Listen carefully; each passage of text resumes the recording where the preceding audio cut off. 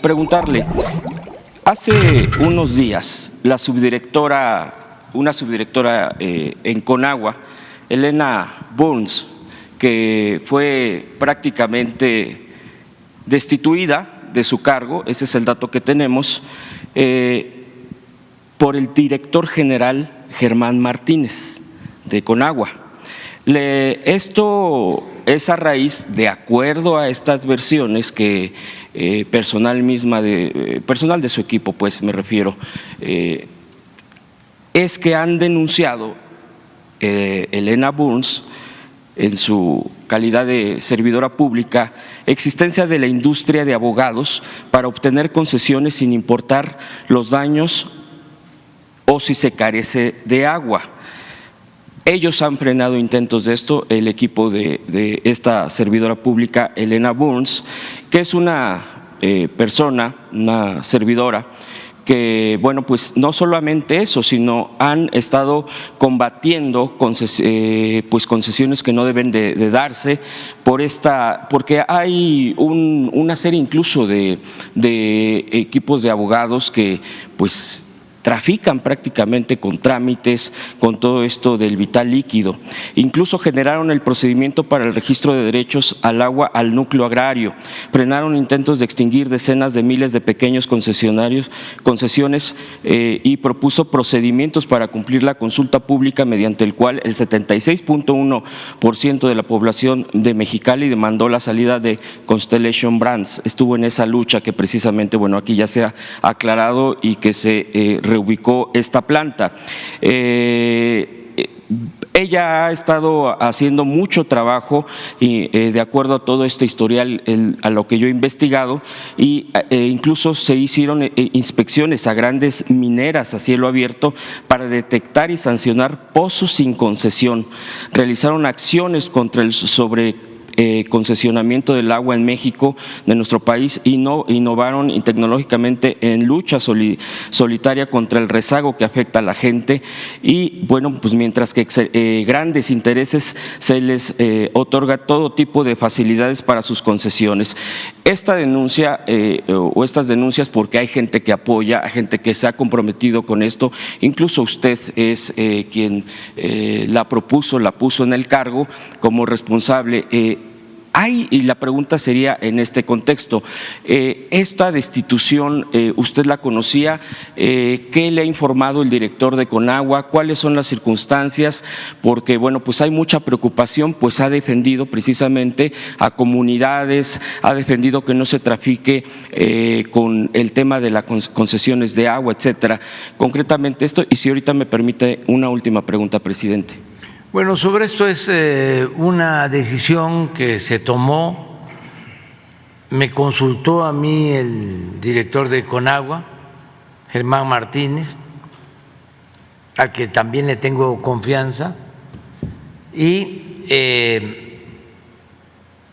yo autoricé que se propusiera este cambio, buscando que Elena nos ayudara en otra tarea.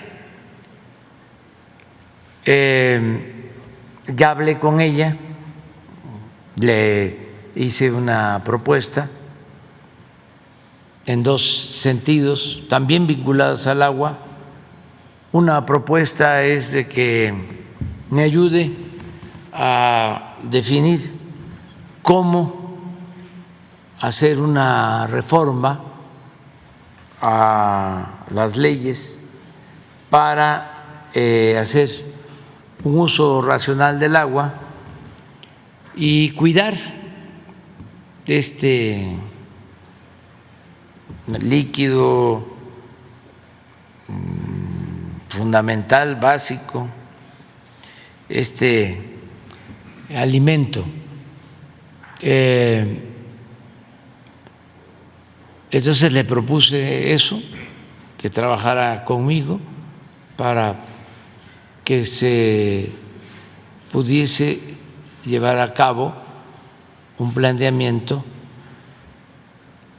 y evitar la sobreexplotación de mantos acuíferos, sobre todo en el norte, en regiones donde ya no se debe de permitir que empresas cerveceras o otro tipo de industrias que consumen mucha agua se instalen, porque no hay agua para consumo doméstico y el agua que se tiene por la sobreexplotación ya se consigue a profundidades hasta de 2.000 metros y es agua en algunos casos hasta con arsénico, que requiere plantas de tratamiento, pero no podemos permitir eso ni seguir con esta anarquía de entregar a diestra y siniestra permisos para extraer agua en donde no hay y en donde lo fundamental tiene que ser el agua para la gente, como lo que estamos haciendo en la laguna, que es agua sana para la laguna, para la gente, porque ahí hay extracción de agua contaminada con arsénico y hay que tratarla, y eso no lo queremos. Además, estamos hablando de daños graves a la salud, sobre todo a niñas, niños, hasta con cáncer. Entonces, eso no se puede. La salud es primero. Lo mismo la crisis de Nuevo León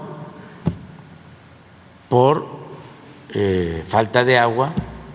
Hay mucho crecimiento económico, está llegando mucha gente en busca de trabajo, se abren nuevas empresas, se demanda cada vez más agua, pero ya no se tiene agua.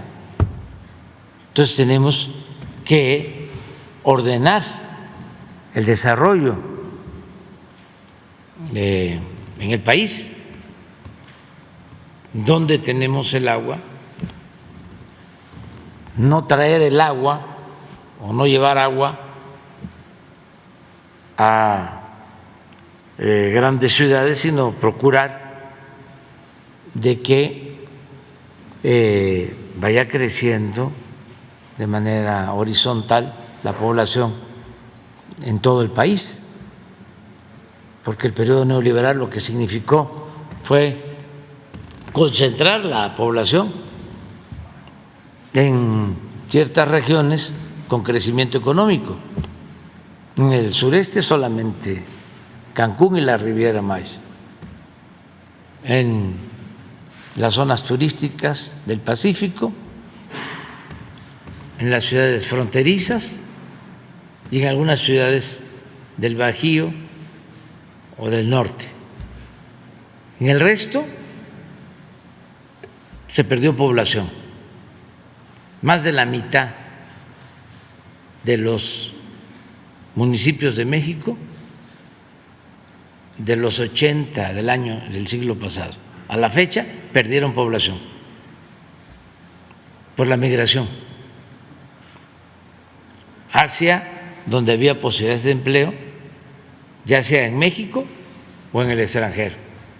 Entonces, nosotros estamos procurando un desarrollo horizontal, por eso lo del sureste, la inversión del sureste, y lo mismo en cuanto a la utilización de los recursos naturales. Si tenemos el 70% del agua del país en el sureste, pues allá podemos dar los permisos para las plantas cerveceras, pero no en Baja California, donde no hay agua, o en Nuevo León, o en Coahuila, donde escasea el agua, en la laguna de Durango y de Coahuila, en Chihuahua, donde también hay ya escasez de agua. Entonces, le propuse, vamos a hacer una planeación para el uso del agua hacia adelante. Y lo otro que le propuse, que se hiciera cargo de una coordinación regional, porque la verdad a mí me ayuda más quien trabaja en el territorio que quien trabaja en el escritorio. Tenemos 3 proyectos importantísimos de desarrollo hidráulico de agua, 2 en Sinaloa, la presa de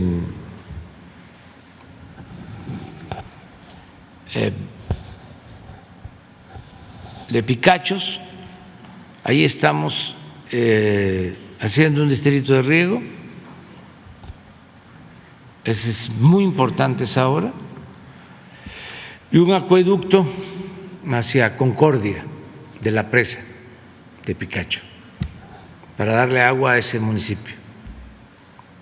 Luego estamos construyendo, ya llevamos como un 70%, la presa Santa María, en el Rosario también, en el sur de Sinaloa, y un distrito de riego, y ahí vamos a poner, igual en la de Picacho, turbinas para generación de energía, porque es energía limpia, renovable, y luego estamos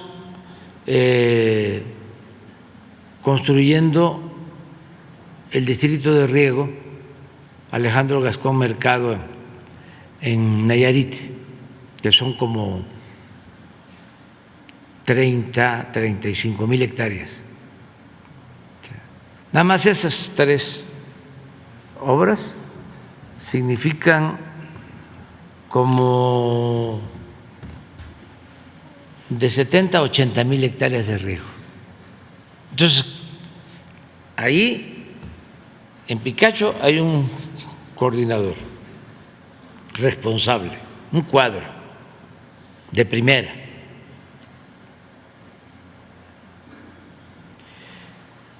En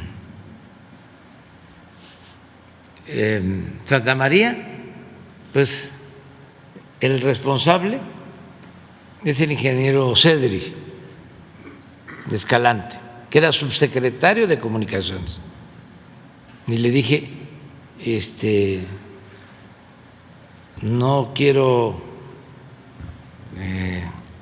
que ocupe usted el cargo, sino le tengo un encargo, porque si no, no salimos. Y allá está, que está para nivel de secretario, por toda su experiencia. Pero si no está él ahí, no terminamos. Y lo que me importa, pues, es terminar la presa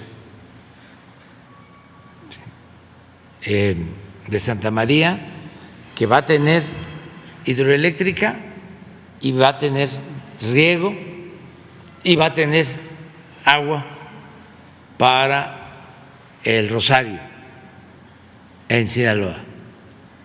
Y luego los ingenieros militares están a cargo del distrito de riego Alejandro Gascón Mercado, que les decía yo, como 35,000 hectáreas.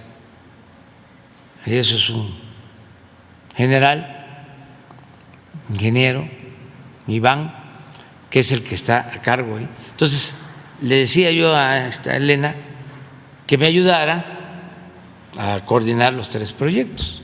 Entonces, voy a hablar con ella, porque también ya están muy confrontados el director de Conagua y ella. Entonces ya no se puede. Ya hay que buscar la forma de que nos ayuden en otro lado. ¿Son diferencias de fondo, presidente? ¿Mande? ¿Son diferencias de fondo? No, yo diría que no, porque le tengo confianza a Germán, como le tengo confianza a ella. Pero hay pleitos, eso es todos los días. O sea, yo nada más recuerdo siempre lo que pasaba con el gabinete, el mejor gabinete que ha habido en la historia, del presidente Juárez. ¿Cómo se daban entre ellos? Prieto, Campo, o Campo como un Ford, ¿no? Tú que eres doctora en historia, lo sabes perfectamente bien. Y pero el mejor gabinete, más que Juárez, tenía paciencia, pues también cambiaba y cambiaba y cambiaba, porque pues todos ellos eran gentes con mucho criterio. Se decía que eran hombres que parecían gigantes. Entonces, Juárez tenía más experiencia que todos ellos, porque había hecho carrera política desde abajo, desde Oaxaca. Había estado, creo que, en el Poder Judicial, en Oaxaca, en el Legislativo, gobernador. O sea, después de que Santa Anna lo envía al exilio, antes de encarcelarlo en San Juan de Ulúa, está en la Corte, luego presidente, y todo lo que vivió con la guerra de reforma y luego la intervención. Entonces, el mejor periodo de todo el siglo XIX es el que se conoce como el de la República Restaurada, que es una parte del gobierno después del triunfo contra los franceses, que regresa triunfal Juárez. Es de 1867 a 1876. Esos 10 años de la República Restaurada es lo mejor de la vida pública de México. Democracia, división de poderes, los mejores políticos, la mejor prensa que ha existido en toda la historia, y el gabinete. Pero pues no era fácil, porque pues eran gentes con criterio. Habían los liberales moderados y los liberales radicales. Y Juárez entendía los dos, se entendía con los dos grupos y tenía la experiencia, y además era el mayor, era el que tenía más edad de todos ellos. Y lo respetaban, hasta los más radicales lo respetaban. Entonces, no me extraña si hay diferencias. Todo el tiempo hay diferencias, porque además se debate aquí sobre distintos temas.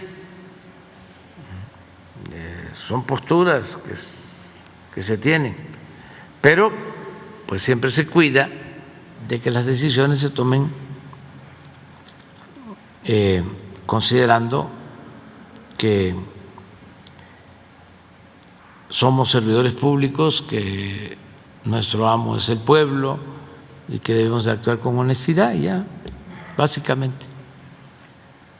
Pero eso es, voy a hablar con Elena de nuevo, quedé con ella para ver Si acepta. qué hacemos, sí. Gracias, presidente.